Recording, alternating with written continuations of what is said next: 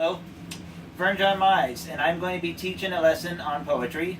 These are my sons, Hadrian, who is 10, and Goran, who is 13, and they will be representing different dynamics in my literacy class that I anticipate I would actually have these varying levels.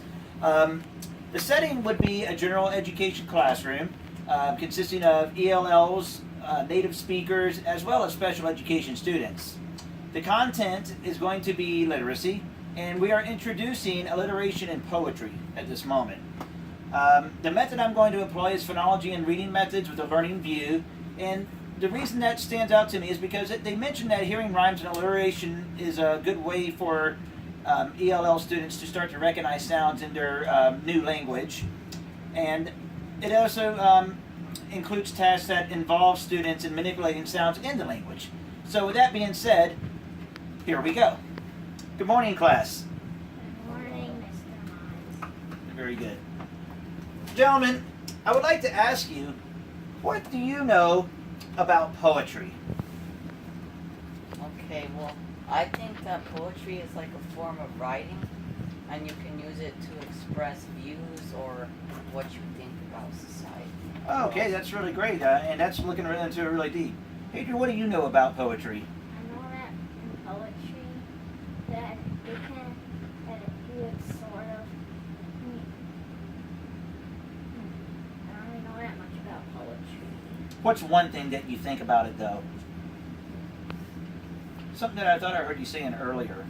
That you sort of rhyme in it. Yeah, there's a lot of rhymes, okay? And so, how do you recognize rhymes? You recognize them by what?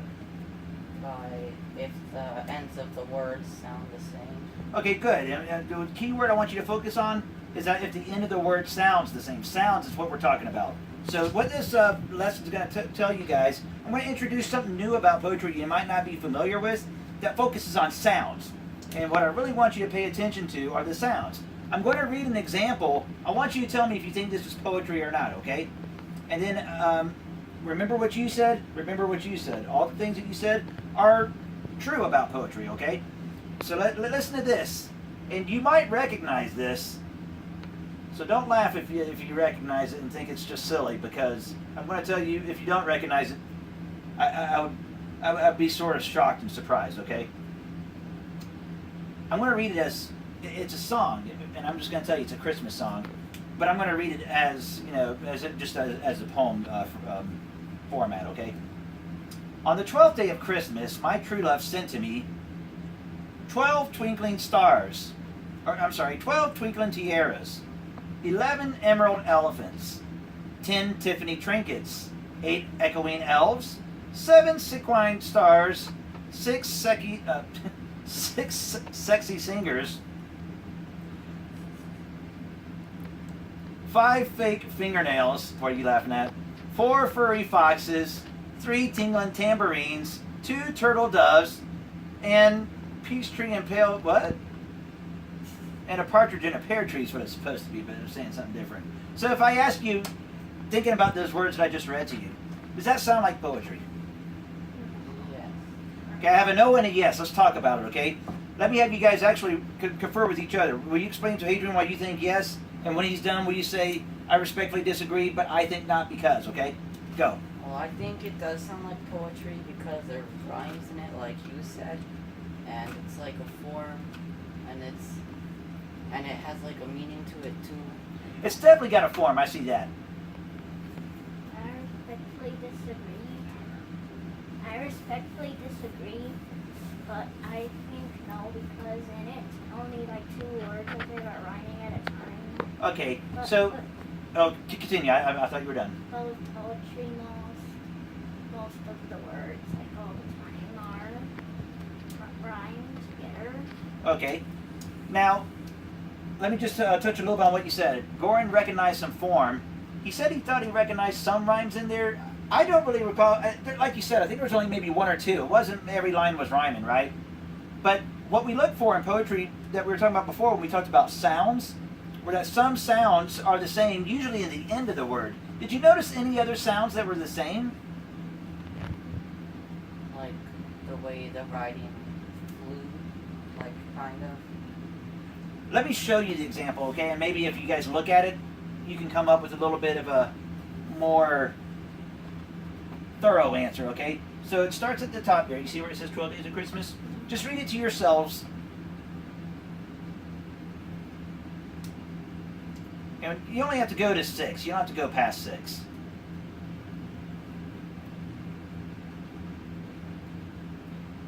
You guys there? Yeah. Yeah? Both of you? Goran, would you please read the first line out loud? On the 12th day of Christmas, my true love sent to me 12 twinkling tiaras. Okay, let's listen to that last line. Hadrian, listen when Goran reads that last line again. 12 twinkling tiaras. Now, we had just said that poetry has sounds that are the same. Are there any sounds that are the same? Doesn't seem like it. Okay. Why don't you read the next line? 11 emerald elephants. Say it one more time, loud. 11 emerald elephants. What sounds the same in that line? The beginning of the words. The beginning of the words, right? Do you see that now, Hadrian, when he says it? Mm-hmm. Say the line again. 11 emerald elephants. What's the sound that's the same in that line? The front part. What does it sound like? Make the sound. Help them out. Eh. Eh. Elephant. Emerald. Good. Looking at the next line, what would be the sounds that is the same? Ten. Because what are the words? 10 Tiffany trinkets. Okay. What about the next line? 9 negligees. Negligees. Yeah. So what is the sound that's the same? The N. And how does it sound? Make the sound. Neh. Good. You read the next line. 8 echoing elves. 8 echoing elves. Eh. Eh. Okay. So not only are the sounds the same, what else is the same? It could get, this is a visual clue to help you recognize this technique I'm about to tell you what it is. The beginning letters. Beginning letters, right? So not only is the sound the same, the beginning letter is actually the same in a lot of them too, right? So, have you had a teacher talk about that sound before where it's in the front instead of the back of the word? Yeah. Do you remember what it was called, Goran? An alliteration. Good, alliteration. Have you heard that, Hadrian? It's okay if you haven't. You think you have? So, could you define what alliteration is? Alliteration is the sound that is at the start of a word. Close. How would you When, add to that? Like the sentence has the starts of the first letters of the word all the same. Okay, good.